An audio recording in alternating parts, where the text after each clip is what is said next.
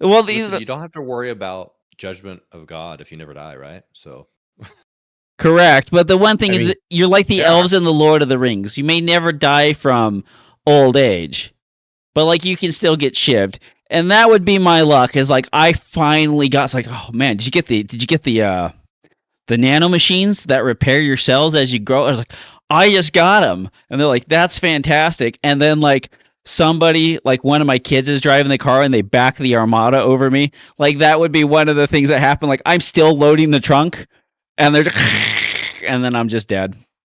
And then like my 320 AXG gets ran over, detonates into my thigh, and that's the thing that kills me. Why? Because Leon had one in Resident Evil 9. He also has a 50 one for cheap.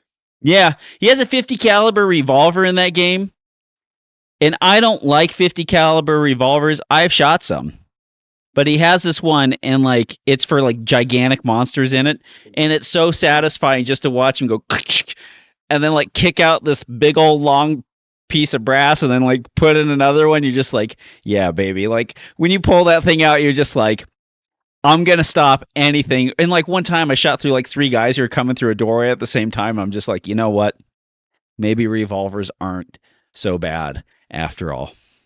I'm just saying, Tom. I mean, be glad that the gun you like to shoot is in a video game that's like popular, because the only time I'm ever going to see the gun I like show up in something would be some like gay Euro porn. Yeah, Because that's the only people that are going to have that. I mean, I'm just screwed no matter what. The voice you're hearing right there, joining me tonight. He hands out cups of vinegar to running marathoners. It's Robert Wyatt. Yes. Drink, take a drink. And then damn it, that'd be funny to do. I mean, then he runs it like literally. Can you just imagine the guy just like taking a quick, because they do it so fast. They take the hit they take the hit from one cup into their mouth, and then they take the other one, they splash it on their face, like the burning in their eyes, and then and then they run off. That'll teach people to do exercise. When I'm writing intros, one of my favorite exercises to do is to look around the room. And so I was upstairs in the kitchen, and by the trash there's an empty bottle of vinegar, and I was just like, there you go. That's the part of it. And he has all the finest LO guns a man could ask for, but not the self-respect to shoot them. It's Kevin Isaac. Yep, shooting my Care Optics gun in LO this weekend because why not?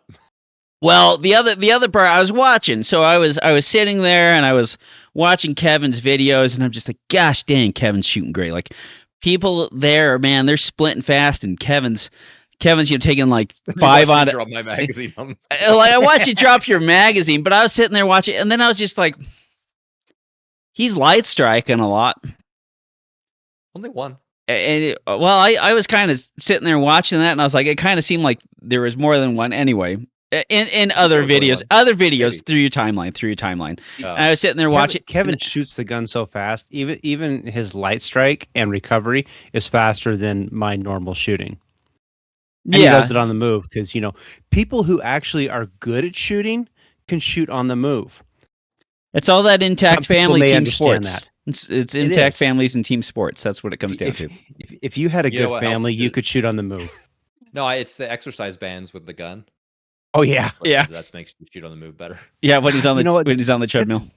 Yeah, videos and stuff like that like some of these tactards put out of like wrap this rubber band around your gun, and it will give you all the training. I'm like, there are people that actually listen to that and try that shit out.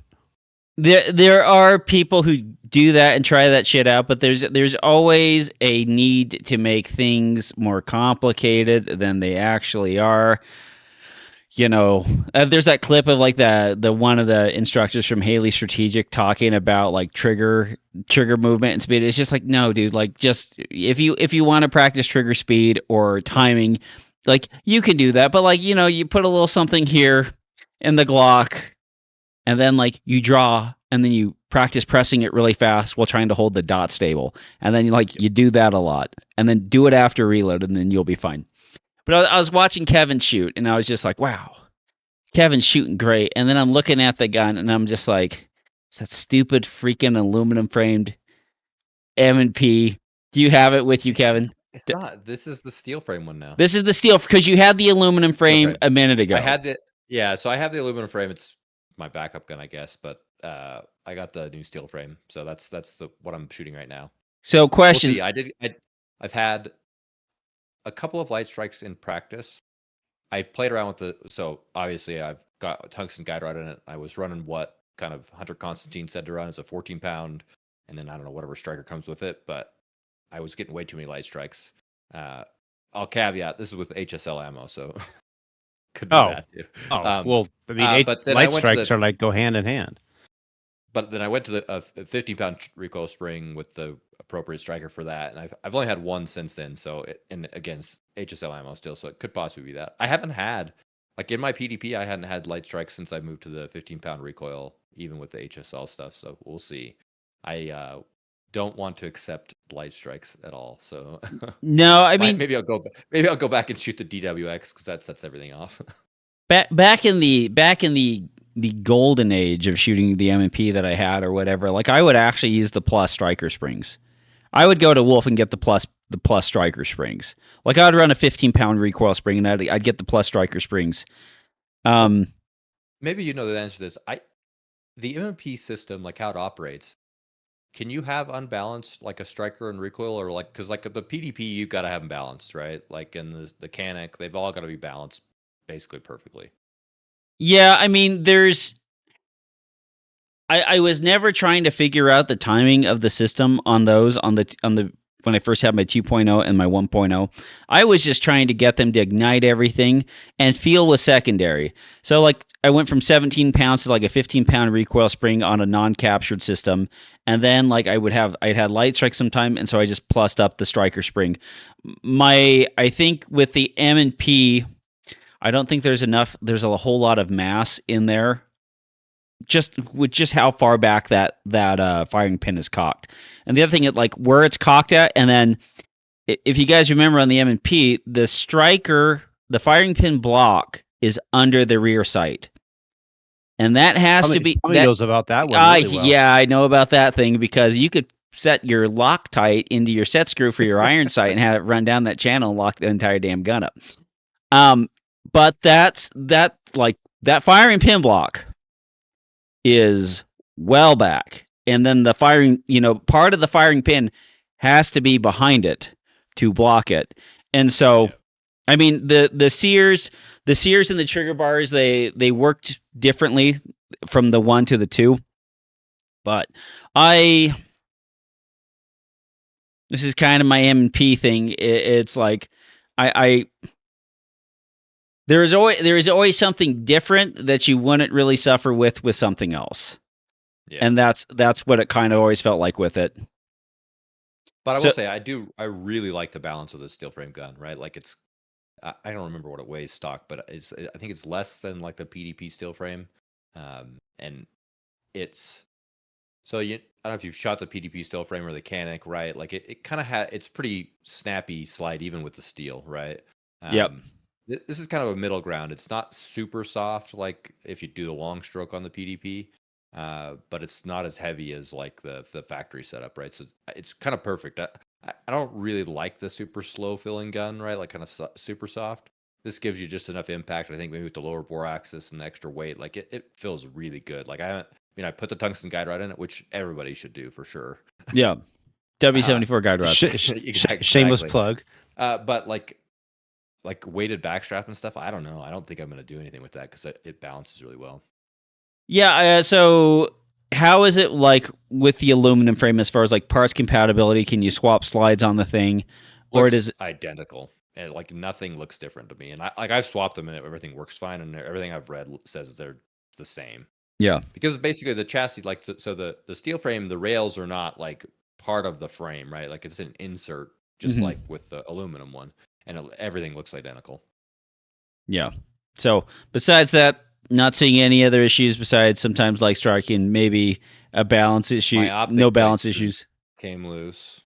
I noticed on the last stage of the day, and they were Loctited in. Like this is follow the instructions, Loctited in, sat for 24 hours before I did shot it, and they came loose in the match. I haven't taken it off to look and see, but Yeah. got to figure that out. I'm using the stock. Call it an optics plate. It's made out of polymer, so I'm The gonna say spacer. it's the spacer. Yeah. I don't and like those, and I have it on mine, and same. I don't know. I I just wanna can't. get- I can't like not having steel Well, there. so I don't know if you can see it's got the hole right there, right? The Yeah, the chamber, loaded chamber indicator.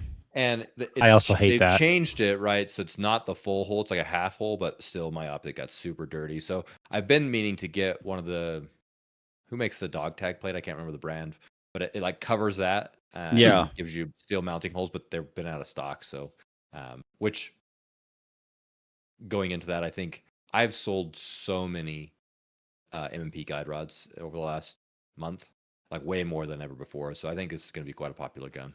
And based off my shooting of it, I would strongly recommend somebody look at it. Right, like it's worth a look. Is it so in the world of having a bunch of rounds through the Canic, having a bunch of rounds through the PDP steel frame? I think the PDP steel frame is still what, $600 more than the M&P steel frame gun. Yeah, so it's like I think I paid like $11.50 or something like that, and like I got it right off. I wasn't searching for a deal. I've seen a few little less than that now, so I Yeah. think you're probably looking at that like $1,000 range for the steel frame, which for what you get, like you don't get a holster and stuff, which I'm fine with, like the Canic, but you do get 4 mags. So it's a good setup to get you going. I think it's priced right. Like to me, if you compare it to like the PDP is way too expensive, right? Like I think it's a great gun, but it's just too expensive. The M&P where it's at, it lands right there where you're getting the Shadow 2s now, so I think it's very competitive, and it's a well fit and finish. Like the fit and finish is way better than what the Canic is. Not that the operation of the Canic was bad, right? But if you look at it, you can see. Yeah. Like you take a Canic and a PDP, you can see where the money's going, right? Like it's just a better fit and finish. But I think the M&P will be a good sweet spot. And that's one of the things. Like I was sitting there looking at gun.deals, and like Beretta's 92X performance, they're having a rebate. You can get one for $800. I'm seeing Shadow 2s, for about $1,000 that you can kind of get those. And some of the steel frame Walthers I've seen for like 14 or whatever on the thing. I just find that such a weird thing that the old school hammer steel guns, which are kind of cruising around $1,000, and now because we've decided to put a steel frame on an M&P, that now that this is $1,000 gun, like the Walthers, like this is supposed to be like a luxury experience, It's like now we're paying almost staccato HD money for one of these things. So they're trying to sit there and show you like, oh, this is almost, or it basically is, and then we have guns that are actually built around that used to be it. The good thing about this is the barrel didn't wear off after racking the slide like it did on my DWX, the second one I got. So the coating is at least better than the optics ready DWX. Smith and Wesson's melaniting is second to none. Like there's one thing, like that gun may not be all together on the inside, but on the outside, it's gonna stay looking new for that resale value. So it's not gonna tell you there's something wrong with it. It'll show you later. Yeah. So but cool. Robert, sir. What did you do? And then we'll talk about caps with Kevin. It was a really fun. Lance Peters, he wanted to put together a rifle match indoors, and like right away you're like, this is going to be hell, because you just like who wants to actually shoot a rifle indoors. But we did it anyway. Thursday went out and shot it. I took my MP-5 because I just don't shoot rifle caliber anything. But I have to say, it was actually a lot of fun. Lance built some great stages, and I think there's a lot of viability for it. What was really interesting to me was in PCSL you can run suppressors. Yeah. And everybody showed up with suppressors. That's perfect. And and it works out. It works out fantastic. And there's a few folks who showed up with a unsuppressed guns, and there's no doubt. I mean, it's a lot more concussive, but where UDPL, where Slipsa has just barely started allowing us to have the rifle match again. Before that, I mean, it was basically the only place to do it. It's a lot of fun, and I was really happy for it. And the thing we had it opened up for 40 people. I think in the end we ended up with 35, 36 people that came out and shot it, and I really enjoyed it. I think it was a lot of fun. I shot, like I said, I shot the MP-5, and I love that gun. I still think that's just the vibiest gun on the market these days. But And it's fantastic till round 31. Round 30, 31 or 32, that's when it becomes not the funnest gun in the world. yeah, and that's why you pay for that really crappy plastic. God, I don't remember who makes it, like ETS Ascend or something, or ETS or something like that. and you hope that it makes it. Any round that you get off of after 31, you're just like, all right. That's the random dice roll after that part. But you're if you get past that, you're winning. Well, I mean that's the magazine that you basically join Scientology for, because you need that god to bless your magazine so that it'll work. Because the one from Magpul, it sometimes works. It sometimes works. Your favorite thing to say about a firearm accessory? Sometimes works. Sometimes it works. Well, it's 50% of the time it works that all the goes right time, along kind of next thing. to sometimes it shoots itself. Yeah. Sometimes, every once in a while. That Oh, marketing man. worked really well for SIG, dude. So come on. So at the match, there was a guy on my squad, and I've squatted with him a couple times. I can't even remember his name, but I think he's shooting a PSA dagger, Okay. and he's got a weapon light on it. And the first stage, he has like, I don't know what going on with the gun. It doesn't shoot. He has to manually rack the slide, and then so he manually racks the slide, shoots 2 shots. His flashlight goes flying off. And so he finishes the stage, and then I escort him back over there. I'm like, okay, unload your clear, and okay, make it ready. Let's see if we can get your light back on, because his holster is designed to grip the light. Yeah. And so he gets that back on, and then the next stage, his light goes flying off again. I'm like, and I'm telling you, I shot with him last year, and I saw him have issues, and he said it's ammo issues, which maybe it is, right? But like, I'd have thrown that gun away, or whatever the ammo was, away. Every stage you had issues. I'm trying to figure out how the ammo makes the light come off. What light was this? Light. It had to be an light. Come on. It was a TLR1. A TLR, like a TLR1 on a PSA dagger. So that unless that frame is so out of spec, like if you torque down a TLR1, like it's gonna it should hold on, unless there's a little plastic piece inside the TLR1 that's meant to engage with the grip. I think he was missing that. Otherwise, it's just going to slide off the front. Maybe the first time it wasn't missing, and then when it flew off, no, because it's got a screw through it. I don't know. But the screw sits underneath these. The screw sits underneath it. I thought it captured the little plastic piece. I can't remember. That plastic piece is held in by horizontal force right there. And so the screw, closes in the sides, but it flies off. That piece could go bye-bye. That piece can go bye-bye, and it can still pretend the screw closed. So that's probably what's going on. But yeah, let's stop buying PSA daggers. I know you want Glock accessories for them, man. But with it's not any cheaper than RXM, is it? You can get why? Like, why are we buying fake Glocks? Well, some people like different things, okay? I'm just saying, like, just buy the real Glocks. Like, I went down the Shadow Systems road. That's a road that does not need to be gone down. Just leave it alone. But like, you could buy a CZ P10. Have you tried a TTI Glock? I mean, maybe that's the money. Maybe that is the money. At least it's I an mean, actual Glock. very John Wick says precious. it is. It's very precious, and at least now you can buy the Canic that has a comp without. Well, it's not the sand one, but I don't know. slightly better.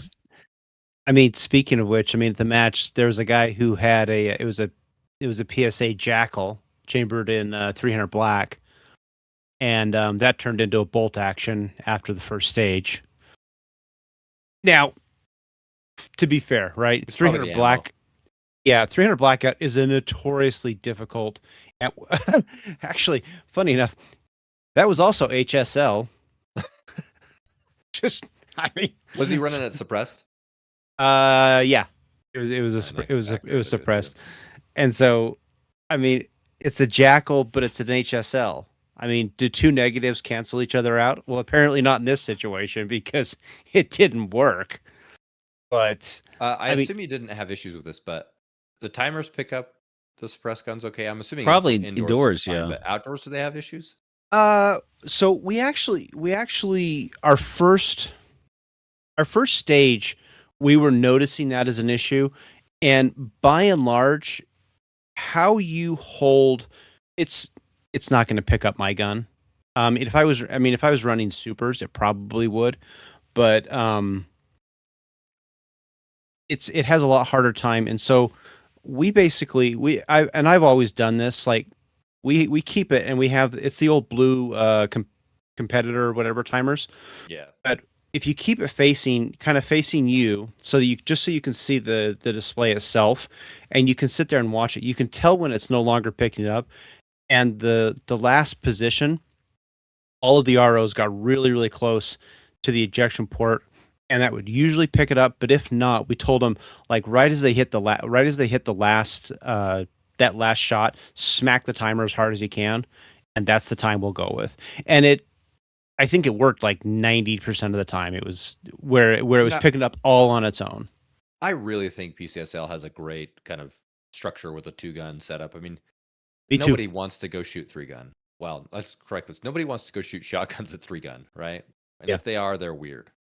No, but there's a lot shotguns of people who want to go shoot their stupid. rifle, right? And get that pressure and get that. I mean, if you take a step back from this, from a, like, say you're not a high level competitor, don't care about that, but you care about being proficient, like that's a great opportunity to get good rifle handling, good pistol handling, maneuverability, fault correction and everything, right? Like, so I think PCSL go a long ways with that, and they're doing great stuff. So I think so. I think Max he's really maturing the sport, and I mean, every single time I learn more and I get closer to how PCSL is running, I genuinely think that what they're doing is the way, like, just full stop. This is how 2-gun should be run, because they have good people behind it that are actually thinking about how it should be done correctly. And the nice thing is they're young enough in the terms of everything that they're able to make some corrections, because they just did that with the concealed carry kind of, or the pistol division style thing. I like it. I really think it's like great. how they're flexible a little bit for, like, doing the belt bounty matches and stuff, right? Like, where that can be slotted in and be official, even if it's not officially a rule thing. They can make that, and have a major match that's following that, where the USPSA side is just really not into that. Yeah, I think you can do that just because you're young and you don't have so much institutional inertia. Yeah. That is like, but our rules herp derp derp derp derp, and you can kind of pivot a lot easier. It's like big company, small company thing, right? And so, yeah, I was happy. I was very happy about how it turned out, and so we're gonna do it again next month, and we'll see how it goes. But Lance did a fantastic job. It was kind of funny because he's the match director for it and everything like that, and we talked about it earlier about doing it, and in my mind I'm like, I just like all these questions, like how are you going to handle this? How are you going to handle this? I don't know how this is working. So I kept asking him all these questions, and he's like, "Don't worry, it'll be cool. It'll be good. I've got this handled. This is how we're going to do it." And I'm like, "Okay, I know Lance. Lance is smart. He knows what he's doing. He's going to do a good job." But it's still in the back of my head. I'm like, "This is an unknown." So I'm just like, please don't let anybody shoot themselves. Yeah. And Yeah. but Robert's bar is really high. Just don't shoot yourself, all right? yeah. But no, God, I'm so proud of him. I mean, it was great, and people had fun. They went away, had a great time. We had one DQ where a new shooter, this is so funny because if you take a rifle and you point the gun down at the ground, and the rifle kind of swings, breaks the 180 while facing at the ground, that's not an inherently unsafe action, right? Because the gun is pointed straight down.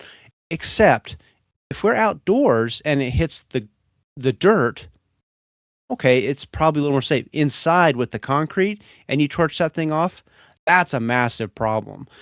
And we all agreed, like going into it, like we're not gonna allow anything. I mean, like very, very hardcore. This isn't like Robert's new shooter match. We're like, if they do this, we're DQing them. And he did it, and sure enough, we DQ'd him. But it kind of that event in and of itself was really interesting to me because I was actually having that thought in my head. It's like, if this was outdoors, he might could get away with it because, I mean, the rifle pointed straight at the ground. Where's it going to go?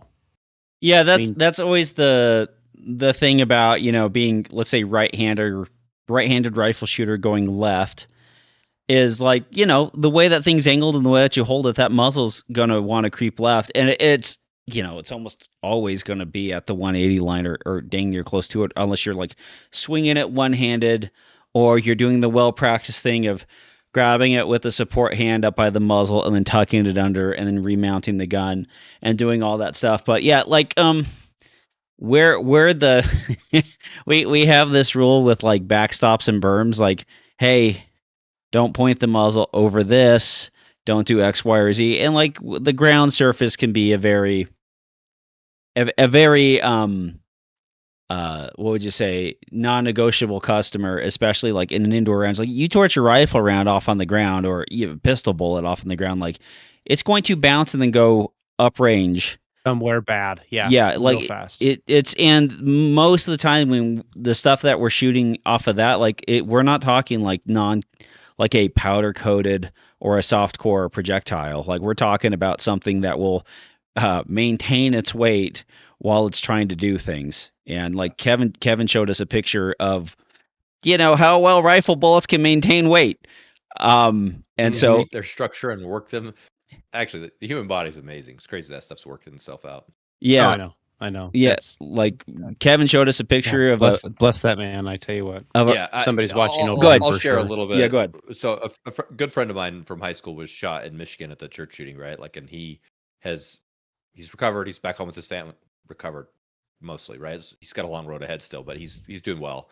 But over the last little bit, he's had like bullets work themselves out, right? Like through his skin, he'll end up filling it, and they'll either come all the way out or so several. Let's see, the first one that came out, it was like the whole bullet, right? Mushroomed, that it was inside him. This was like the jacket, it looked like, but all like full case diameter intact. That worked its way out of his skin, right? So, just my strong advice: don't get shot. Yeah, it's a uniquely suboptimal day when that happens. Yeah, and multiple times is really not preferred. Yeah, it's and the one thing too, it's like, especially at these kind of like smaller indoor matches or whatever, like muzzle discipline. Like we can keep the strong tradition of muzzle discipline going forever. Like it's still it's if you're around people who are new to guns or say that they're around guns, the one thing that you can tell the difference is muzzle discipline. And so like, that was actually a good lesson for me because like I had the rifle and I just don't shoot it, but I put the magazine in and then I go to drop the bolt on it and it's still pointed at 45, and Lance was running me at the time and he's just like, He's like, point it straight down range when you do that. And I'm like, and I didn't understand what he was saying. He's like, what if the gun goes off? Oh shit. I didn't even think about it. I'm used to a pistol where I'm always manipulating that gun basically straight down range when I'm charging it. And so it's like, yeah, the next time you're like, okay, level the gun to the ground, straight down range. You'll always be safe. But I mean, Lance had to, and it's like I've been doing this for so long. It's like, oh, you should know it. I know. I just don't think about it because I never shoot this kind of a gun. Yep. Experiences elsewhere. Yeah. Talking about experience being elsewhere, caps. Yeah, well, so talking about muzzle control and awareness, so caps started back up for the new year. We usually take a winter break. Big thing, we revamped all of our props, right? So they needed reworked anyways, but we changed all the colors. All our walls are green with green mesh. Good contrast there, and they worked well, but they're all remade. And little things that most people probably don't appreciate, right? Like, so all of our walls now have built-in carriage bolts, and all of our like ties to the angle ties you go to the ground to secure your walls. They have little thumb screws, right? So just wing nuts that you can screw on. You don't have to drill them on. You don't have to wait for somebody to come with a drill to take down the stage. Yeah. You just use the thumb screws to take it off. And Oh, I would love to see how that goes together. look up caps on Instagram or Facebook. Gary posted a little short of how he did it. Just like with Sick. like lock nuts, like wing nut lock nuts. Yeah, just little wing nuts, right? So the carriage bolt, you've got your kind of main frame of the wall, right? And then Do they have the legs are separate? Do they have the polymer on the inside to make sure that they stay really secure? No, because those are like 30 cents. Like once it's set, right? Yeah, and it's designed so you can finger off. You can get it off with just hands, right? But so you've got your kind of main wall. So on the kind of structure, he drilled in through the side and put a carriage bolt in there, right? And then he attached the outside edge so that they can't come out. And then on the inside of the wall, you've got the stud sticking out, and then all of our supports for going to the ground, they just slide over top, and you put the wing nut on. And so you don't have to wait for anybody to come get screw guns, and they're all secure and stuff. So that was kind of handy. But new walls and stuff look great. But isn't that the best though? Yeah, I mean, like we're so used to the boring ass black that Slipsa likes to do, and then some club goes out and they actually make the props and the walls something that is just decorative and it looks good and people actually want to see it. It makes the people that just like half-ass it. It just makes them look like that much worse. And I say that knowing full well that like my match right now has a mix of PVC and some wood walls, and I'm trying to get better, but it's slow. It's a match that's on the ground. Yes, exactly. That matters a lot. That matters. But I think we had record turnout, right? Especially, I mean, it was February match, which is usually not hugely attended. Weather was phenomenal. It was like 56, I think, at the end of the day. But I think we had 90 shooters. Hell yeah. Which I was a little concerned with when I logged in to kind of check the match stuff and print out who the new shooters were, because I did the new shooter brief. And my squad had 5 new shooters and 17 people on my squad. And I was like, Gary, what are you doing to me? But turned out I did have a 17-man squad. I was concerned, but we were done by 2:00. And so all of my new shooters were LE guys, which that could go either way. But they were all actually really good. Our new shooter brief, like I just talked about the sport about. I mean, I use your walkthrough, right, Robert? That's my printout for the talk through. But I'm like, guys, I know you probably do other stuff, but we're really geared around safety here, right? So you're going to do some stuff in this match that you wouldn't do in real life, I guess, in a real scenario, right? But we want to make sure we're all super safe here, right? And so they all took it in stride and learned a bunch from the match, and I got to shoot with a bunch of them, so it was a good experience. Having them watch you shoot, and they're like, oh, that's what it means to shoot, right? Like, yeah, well, they're just like, oh, I thought I was gonna be way better than I actually was. Like this, that's the kind of, yeah. But isn't that kind of good though? Because like people come in with you see it in all the new shooters. They come in with a belief system of what is good, and then they see somebody like Kevin who's like really good, and you can see this in people. It tends to split. There are people who they'll see somebody like Kevin shoot and they'll be like, "That's amazing. I want to do that someday." And then you'll see others that are like, "Oh, Fake. I'm never going to go do They're- that." And Wait I'll until the create this paper shoots excuse. back. Yeah. Well, this one's And it's not. funny so 'cause it you really should shoot it happens. faster. So this stuff doesn't shoot back. So shoot it faster.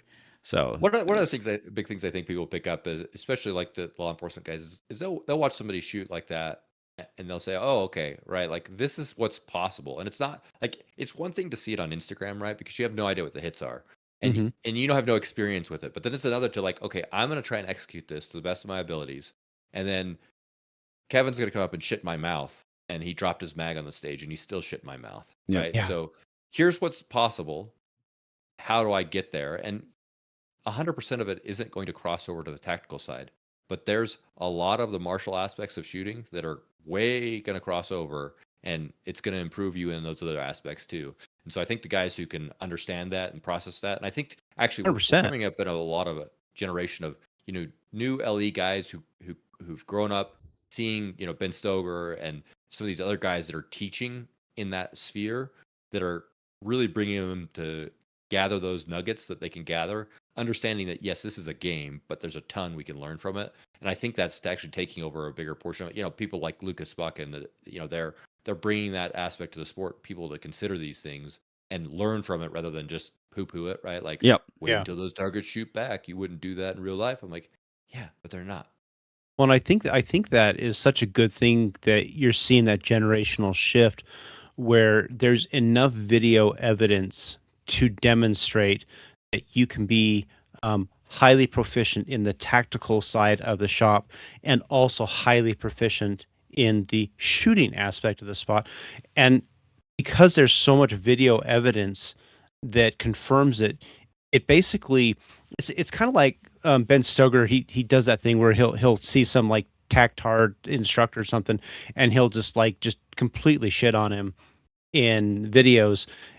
And on one hand, it's like, like I don't like that, but at the same time, maybe the world needs to expose some of these like fake instructor type people who are just living off like the so-called former glory of yesteryear when and it's like, yeah, let's get these people out because they're not really helping us in the long term. It's people that are actually like going out there and just stomping a new guy into the dirt, but turning around and saying, I know where I know where you are right now, and I was at the same place at one time. And look, I'm going to give you all this advice that's going to help you get there too. Yeah, Yeah. and I think I had 4 of those LE guys like ping me on Instagram, Twitter, like, "Hey, it was great shooting with you. I learned a lot. Thanks for talking to me about this stuff." Right? Like, so that's awesome. I Yeah. love that. Yeah, the sad yeah. thing is that they're gonna buy Steel Frame Smith and Wesson M&Ps. They think that's gonna A get bunch them of a them were little shooting bit. Glocks. I think they're going to keep shooting their Glocks probably. Maybe the guy with the PSA dagger will be better off with M&P Steel Yeah, Frame. yeah, like that's the kind of the one thing with the all the tactical instructors or whatever that I still like to watch or like to hear stories from, and most of those guys when you see them talk about stuff, and like a lot of them are just like, especially the guys that were like all out of like Delta Force or whatever. It's just like, gotta be freaking accurate. You gotta be accurate. Like you gotta be responsible for the shit. You gotta be accurate. And like a lot of their stuff is like they're not doing the performance shooting side of doing doubles endlessly till they understand what the recoil is at 25 yard. Like a lot of these guys are talking about like, okay, we're gonna go shoot another set of B8s at 25 meters, at 50 meters, and like, yep, like you got to know how to press a trigger to make this stuff happen. So there's both ends, but yeah, then there's the people who are like, for all the Paul House of the world, though, dude. I mean, you have like, remember that video last week that Masad Ayub put out? yeah, the which one was it Like, on? it was where he talked about get out and go compete. Yeah, because yeah, the best yeah. people. I love seeing stuff like that because I mean he's an OG guy. I mean he was around at the start of the IDPA. Yep. And I mean the guy's he's had the fortune of seeing the world. He joined a reserve police department so he could shoot the only pistol competition that was at the time, which was PPC. And you had to be a police officer to do that. And so Dedication. he literally like foundation at the beginning was competing with that stuff, and even through all that, like there's these people who like want to compete, and then they have that little nugget for you, and then there's the people that all they want to do is compete, and then they have like more nuggets about competition for you. But it's if people don't actually go down there and like show you what they want to do or what's important, then they end up on treadmills with rubber bands attached to their arms and doing Right. things or explaining how. That's what really chaps me is I'll watch. I think it was maybe Haley Strategic or something like that. That I saw a clip of like a segment of a class, and I was like, "Oh dear, people are paying for this. Please Yeah, stop." and they're paying a lot for it too. Yeah. That's the crazy bit. Yeah, there's a lot of stuff like, well, I am more what would you say? I'm not like anti going to taking the class, but I'm much more skeptical about taking the class, even from like very good reputable instructors, because there's so much amount of free stuff and books and practice materials that are available to people that unless that person's going to be sitting next to you for 2 or 3 hours, like really kind of showing you, running you through stuff, like it's hard to justify it. Yeah, one of the guys I shot with, one of the newer guys, he came up to me. He's like, "Hey, have you taken any courses and stuff?" I'm like, I mean, not really. I mean, unless you want to consider, free YouTube stuff. I mean, like I've watched several of Ben Stoger's classes, if you will, right? Like the teaching segments of it. I have his books, and I said, yeah, I've taken a Joyce Auerland class, and I picked up a little nugget there that's helpful. But I'm like, there is so much free out there that you can get a long ways, and maybe it's not, for sure, it's not everybody that can do that, right? Like they don't learn that way. But if you're able to listen, there's so much free stuff out there you can get a long ways without taking the class. Yeah, and even if you're making minor mistakes, I mean, just going to a USPSA match and then going like, man, I think I got this, but how do you hold the gun? And then you're like, Right. I hold the gun like this, and they're like, okay, so I'm gonna apply what I learned on these videos or whatever, and then do this. Like, it's just like the like $60, like a Charlie Perez book, a couple Ben Steger books, or something like that. Like whatever you're into, like you can really kind of put it all together, and then just kind of see how people going. And the only other thing is like with USPSA, like you have to watch people shoot the stages because you have no idea what the tempo is until like you literally go see somebody shoot the stage. Well, and it's just like when you get into it, you don't have any idea, right? Like I had a guy ask me, he's like, "What hit factor should I be going for?" I'm like, "There's not an answer to that, right? Yeah. Like, there's not a blanket answer. What's a good average hit factor?" I'm like, "There's not one." Right? I actually have an answer that I try in my new shooter match. What I tell people, and I'll stand by this. I actually believe this very, very much. But I'll tell people, like, here's how the scoring works. An A's worth 5 points, this, that, and the other. And when we get done, we're going to add all the points up. We're going to divide against the time. That's going to give you what's called a hit factor. The hit factor simply means the points you earn per second. Do you guys all understand that? And everybody's like, yes. I'm like, cool. Don't worry about Explain it to me then, suckers, because I've been shooting this effing game for 15 years, and I can't walk up to a stage and say, what's a good hit factor on it? Maybe on a classifier I can. So don't you, then I have them all do push-ups because you lying mother effers. You told me you understand it. You guys don't understand it. You know who understands it? A guy with a calculator after he has everyone's scores, because he doesn't understand it when he goes sees it.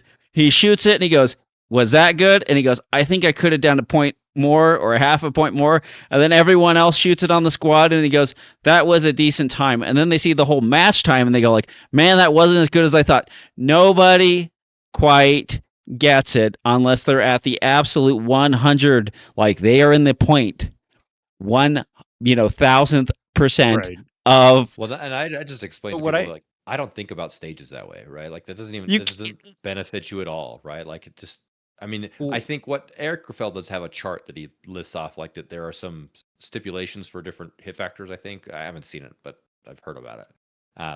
But like maybe at some level that's gonna work for you, but you shouldn't be thinking about that, right? Like get the points as efficiently as possible. Yeah, well, that's actually what I tell people is it's a 40-yard, 8-inch steel plate. You need to aim longer, right? Or you need to squeeze the trigger more with more precision or something, right? Like that, but that's not different. Like you need to see your sights on an acceptable sight picture. Yeah, well, but that's what I tell them though. Is I actually tell them is like don't worry about any of that. Like just get the best 2 hits in the A zone as quickly as possible. If you do that, that'll take you all the way up through like A and M class, and that's all you have to do. Don't worry about any of that. Just get the best 2 hits as quickly as possible and move on. Yeah, like it's And that's really all you really need for the most part. understanding hit factor. Like I gotta understand hit factor and try to apply that to the stage. It's just like, dude, you should be thinking about stepping 6 inches too far past the window port on your left. Yeah, That's what your mind should be thinking about. It's like, I better hit this spot or I'm gonna DQ or run by a target. Like that's what it is. Or think about loading your mags, because I saw that happen, or putting your mags in your carrier the right way, so the bullets are forward. Yeah, it's like These things matter. Yeah. Downloading your reload mag by 1. That's something that's one of those things that we always kind of talk about a little bit in the new shooter match, because it's like, it's like an MP-5, right? I mean, that thing's not going to load with an open unless that bolt is open. Otherwise, well, the fun you got to download it just a little bit. The funny thing with all the magazine extensions and all the followers, we've decided we've turned every magazine into an MP-5 magazine, just because we've decided, like, man, some spring tension, so it always it's a little spring give, so it always seats. That could like, that's 17. That could be cool, but 18 that doesn't fit. That's even cooler. And so that's what we got to. Anyways, that's why we have Rune Tactical. Rune Tactical. Use promo code PARA10, save 10% off your offer. They got magazine followers, spring kits to get your gun even more capacity. For the starting magazine, that's what we're telling you. Get some extra ones. Have a few backups. They're plenty affordable. But for the starting magazine, you can go ahead and do that. You can have a Rune Tactical follower in your gun and download it by 2. Even more give for that speed reload. But have it that way. Also, Dominate Defense American Operator Gear. Use promo code PARA10. Save 10% off the finest belts in the industry. They're the best. Jason is one hell of a guy. He's like, it's good people and the best product. He could be half the guy he actually is, and it's still the best product. But you're buying from a great guy. So check him out. Use promo code PARA10. Save 10% off your order. And if you have drank the M&P Kool-Aid, you need to spend more money on that steel frame gun. There's no better guy to do it to than Kevin Isaac, W74 Guide Rods. Get your tungsten guide rods, your tungsten batteries, all the things to take that well-balanced machine, make it more balanced, or heck, just have more fun and make it less balanced. Better balanced. Better balanced. And most importantly, heavier. You don't balance by losing weight. You balance by adding weight on the scale till it's balanced out. Anyways, use promo code PARA10, save 10% off your order. Kevin, were you about to say something about magazines and followers there? You held one up. Oh, no, this is the 24. I haven't tried +1 with it yet, though. For the M&P with the Rune Tactical follower. So nicely done. Telegram. It's a messaging app. You can ask us questions there. Also, if you want to throw some questions in the YouTube comments, we can start doing that. Just look in the show description and you'll see the link to the YouTube. Just search PARAcast Firearms Podcast or whatever. Our mugs will show up. From Mark, is the MP-5 competitive as a PCC? No. Unless it's running full auto. Yeah. Well, I mean, competitive in USPSA, no. Yeah. Competitive in the coolness factor? It's not competitive. I think as actually no. Okay, so this is super funny. So Preston and Nate, they have the they came to the match and they shot PCC, and they have these just beautiful the JP5, the JP whatever guns that are just like $11 billion, and just they run so super awesome. And they show up with those things, and I show up with my MP-5. Nobody gives a shit about your gun if it's not an MP-5. If it's an MP-5, people are like, "Hey, that's an MP-5. Can I play with it?" There is a vibe about the MP-5 that no other gun has. It is just cool. And when you tell them like, "Hey, there's nobody here on the range. If you want, you can put it in that middle position and then clack off the rest of the rounds in the magazine." And they look at you like you're Santa Claus, and you're like, "Ho, ho, ho, motherfucker." there is one the MP-5, could it be competitive? Yes. Would it cost you a bunch of money? Absolutely. Would it be way more headache? Yes. And then you would still have to reload it if there was more than like 31 rounds on the stage or 30 rounds on the stage, because it's hard to plus one that thing up. Like you could get one of the lead lowers, right? And have a Geisley trigger and a AR-15 type manual safety, and you could get a Midwest Industries optics mount, and you could mount a beautiful optic on it. You could take a Dremel to the front sight and have a clean picture. You could put a fixed buttstock on that thing and SBR it, and you will have. There is no smoother, accurate, low recoil, easy handling submachine gun PCC on the market, especially if you get like a Geisley lower on the thing. It's like, because that thing could sit there and shoot. The thing is with the MP-5, it costs a ton of money to do these things, and it's a bunch of headaches. You put your optics rail on it, you tighten it down too much, guess what? The bolt doesn't want to reciprocate because you're pinching the upper receiver. Loosen that up a bit. Where's the position? Is it going to, bust my knuckles as I charge the gun? How am I suppressing this thing? If I need to use a sling, it's a little bit harder to use a sling. If I'm left-handed, it's a little harder to do kind of a few things left-handed. But like once the gun is loaded, it's great. And even the stock triggers aren't that bad. The safety manipulation can be worked around. Is it the easiest thing? No. There are much easier things. Could it be competitive until you have to reload? Yes. Pretty much, yeah. I mean that's the honest answer. It's there, like, for the money. There's so many things that are just better. But you know what? I don't care.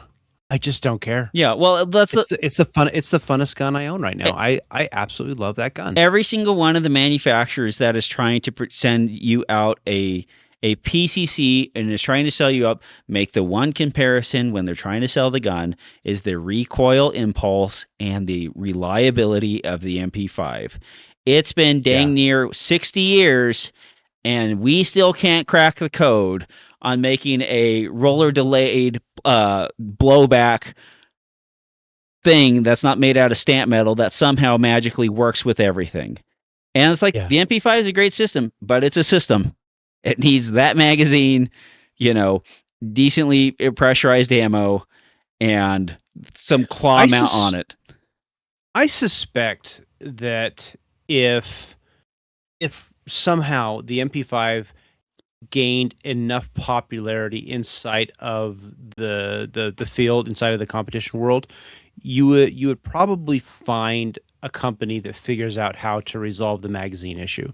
Because generally speaking, the biggest problem is exactly what we were talking about, where once you have 30 rounds in there, you cannot just shove another one in there. What you can do is, if you drop the magazine out and then you load another that only has, say, like 26 in, that will load on a closed bolt. Yeah, but the guy who's running a Glock magazine with 45 rounds just is not going to care. Like, somebody could. I totally know. I totally know what you're saying. Somebody could come up with a 40-round steel magazine, but those guys would have to learn to do something that we don't do anymore. It's like, here's a jig, take this piece of steel, fold it on top of itself, and have no imperfections in it, stick a follower in there, and then go sell it to people for $300. Well, and that's the thing right now, is that today they're going to build it out of plastic or whatever polymer or whatever type thing, and they can and do work. Mm-hmm. Yeah, you can get a B&T Grasshopper 9. That's a fantastic, well-made, well-engineered machine, and it's cost, it's getting up there. And like all the guns that kind of get up there in that reliability, you're talking $2,500, and some of them are only pretending to use some of those kind of structures, those same operating mechanisms, and they tell you that's what they're doing, and they're charging you like that's what they're doing. And do they perform like an MKE knockoff MP-5? They don't even do that. Mm-hmm. Yep. But I don't know. I have never shot the MP5 and walked away unhappy. Yep. And I got good And news. that's the thing. Good news for everybody. Iran had a ton of MP5s. And that regime, once they become a NATO ally, they're going to need new weaponry. And you know what? Somebody's going to have to take those magazines off their MP5s. surplus build kits and magazines. Yes. From Jeremy, should I SBR a PCC so that I can use it for USPSA? It seems like travel restrictions could be a pain in the rear. What travel restrictions? Moving an SBR between states. I like what you're saying. So listen, friend of mine, every year he sends a form letter saying he's traveling to all the states and gets pre-approval to travel to all the states for the year, and then he's done. Yep. It's a lot easier. It's the idea of it being difficult is just an idea. It's exactly what I totally agree, Kevin. If you're gonna be moving around, just do that. It's so easy. And I suspect with everything the way with SPRs and Form 1s, the NFA, all this stuff, I kind of think that's probably going to go away sooner, if not later. Hopefully. Because it's one of those things that kind of don't make sense. And I know for a fact there's at least 2 friends who have never sent those letters in, and they've crossed state lines, which is just like, meh, I don't care.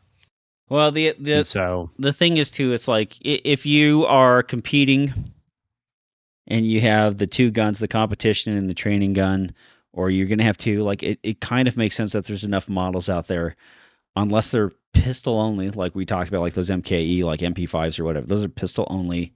They don't make a 16-inch configuration. But if you have something else, like it's not bad to have a gun that's 16 inches and then have a gun that's like a 10-inch gun, and then you can kind of play around with what you're doing with those. So, I mean, if you're getting a PCC specifically for competition, unless you really want to SBR it, just like you're gonna get a J. Like if it's truly a competition only gun, you're gonna get like a JP or what are the Matador ones or something like that. Something right? shrouded or something like that too. Which like you're. I mean, I don't know. I don't have a good suggestion there, but I don't know. I mean, I'm well over my skis when I make this comment, but I mean, there's a lot of these PCCs for in competition that has like 10, 11, 12-inch barrel and then a lot of muzzle brake on the end of it to bring it up to legal length. If you didn't have to have that, would you actually have that on your gun? No, you wouldn't. Probably not. You wouldn't. You just wouldn't. Our game. Go ahead, Robert. Oh, I was just say our game is like short bays, and so being able to navigate. I mean, that's why the MP5 is great. It's handy. It's a very compact gun. Yeah. And then you're not trying to do that whole pull the gun out and then shove it back in because you had to go around a wall or something like that. Really, just kind of like bloop. The K's but like K. If you stick your fingers out, you can shoot them off. That's how short they should be. It's just like I know. You know what we need? I want a division for USPSA, PDW. Yeah, we could. We could, but I would say like Flux Defense, the Flux Raiders and stuff. Uh-huh. If you're thinking about getting a PCC and playing, just get something fun. Like first and foremost, get something that you want to have fun with and that you're going to go shoot, and that will lead you in a direction. And you know what? If you are, making A or master with an MP5, like that's something to hang your hat on. Like that's some real stuff right there. So like just do that. Make sure that all your classifier stages don't have reloads, and the MP5 is great. You're fine. I mean, we know splits don't get chicks, but do MP5s get chicks? Dude, all the time, or just gay dudes. Like that's I don't know. There's a lot of people hanging around that MP5, and they weren't men, or they weren't women. Well, the one thing is like it's like you can get women to like it when they shoot it, because there's not anybody who shot it and then was just like, oh. Like my daughter, I handed my daughter my MP5K and she was shooting her Beretta and she's like, I don't know, is this gonna kick? It's like it kicks way less than your 92. She shoots it. She's just like, I think I'd pay to see what was that general guy that shot the MP5 or the AR-15 on TV and like made it look like it was painful, like these anti-gun. Oh yeah. I want that guy to shoot the MP5. Let's see how bad he can make that one look. There's this one thing. Hopefully, he got riffed in the whole DEI purge of the military. Hopefully. There is this one thing like this. Is all History Channel. Remember when the only cool gun stuff we ever got to see was on the History Channel? It'd be like Tales of the Gun. Yes. It's like, shut up, everybody. We're watching Tales of the Gun. Because like YouTube wasn't there, you couldn't watch a review on any gun that you ever wanted. And I just remember watching this SAS operator with an MP-5 SD5, and then he just like puts his initials, fully autos his initials into a cardboard target. He shoots like 28 rounds, makes like a P and then an S, and then takes the last 2 rounds and goes, and then shoots a period at the end of each letter, and then it's just like, gosh dang, that's what you could be with a semi-automatic cheap MKE. Gun.deals has it for like $1,400 with the 3 mags and the optics pack and everything. It's great. It's great. Kevin wants to do it. Kevin should go do it right now. I do. It's believe me, as having a perfect host for my suppressor that I need to get. I like them unsuppressed. There's nothing I think that's more is that silhouette of the unsuppressed MP5 the MP5K. It is just that thing is like all I think is like 1980s. Like go watch. I'll tell you what, everyone. You don't even need to rent the whole movie. Go to 6 Days end embassy siege scene, like the battle scene at the end of 6 Days, where the SAS is storming the Iranian embassy. Sorry, not time appropriate, of course, with the Iranian. But anyways, they do that, and it's like one of the coolest scenes ever. And all you see is just dudes with gas masks, stock collapse on MP5s with on full auto, and just walking around, pressing them out, just turning on the hose. It's fantastic. Factor is very high. Mm-hmm. Last question. I'm thinking of having a separated dedicated die on my 750 to the 9mm case flaring instead of the powder funnel because I hate the sticking. I've already tried SSI powder funnel dropper and it still sticks more than I want. Does anyone do the separate die? Not for me. I use the factory die. I mean, it does stick, but that's generally a lack of application of Hornady one shot for me. I mean, if I have them pretty coated, I don't notice a stick almost at all. If you leave the one shot overnight or whatever, or over a week, or it's in the case feeder for a few days, once you get down there, you're going to start having a little bit of that pull off. But I find that less annoying than the powder jump from moving it from position 2 to position 3, as they're sliding forward. So and you can solve that one by you can use as simple as a zip tie that kind of goes inside the little track that actually slows that down. You can 3D print locator tabs that have like long legs on them. Yeah, which solve that. If you don't have it, like let me know. I'll send you a bunch because they're super easy. But I actually didn't even know that this was a thing until Rory asked the question. And it's very interesting. It's a very interesting concept, and I think you could absolutely do it on a 750 because you generally have one more space 750 or a 650 because you actually have most people don't put the powder check die in there, and so you have basically an empty hole that can take up something. You could put a die in, bullet feeder or something else like that in station 3. Mm-hmm. Yeah, and that would absolutely make it work. The thing that I would suggest, and we've talked about this a little bit, but talking to both Yimin and Eric Seo, the biggest problem that people have with the sticking is because we didn't used to have this problem. This used to never be really an issue because we were dry tumbling. When we were dry tumbling instead of the wet, there was still enough of that powdery residue on the cases, lubricant or whatnot. Yeah, that adding the lubricant, the cases would they just wouldn't have a problem. Your toxic corn dust. Everyone remember your toxic almond shell dust that you used to have all the time. Those were the days. Oh, so I actually gave this a try, and so here's the one thing that you always have to remember. Because people seem to not understand this. Like in tumbling, what tumbling do we use? Do we use water or do we use the dry tumbling? What's the point of tumbling the brass? It's to protect your dies. That's the only reason we tumble them. It's to protect the dies. I like shiny. Okay. I like pretending I'm richer than I am by shooting what looks like factory new brass. Yeah, and that's fine. There's an aesthetic appeal to it. There's no doubt. But the reason we do it is to get the crud off of the brass so that it protects the dies. After that, it doesn't matter. So if you consider it from that perspective, and I actually tried this. I wet tumble all my brass because of the lead issue. But once that's cleaned off and dried off, I actually threw it into it was in one of my tumblers, my dry tumblers, and I just ran it for about a half hour. And then I brought it in. I did my typical Hornady one shot, and I ran through like 500 cases, and I never once had a case stick. So if you're Dry tumbling's a solution. I think it really is. I think what we've done with the wet tumbling, which I would never go back to dry tumbling only, because there's a lot of lead particulate that gets in the air. You're just Dust gets kicked up. Oh, it's terrible. Yeah. I would never go back to that on its own. But if you have just the dry media, you can add a new finish, car polish, or whatever you want. But that actually does help the cases to not stick. And so I know I'm saying, oh, now you have to have two tumbling methods, but that's a solution. I think what Rory's asking for of having a separate powder case flaring station, if you have this place, I think that's also a solution.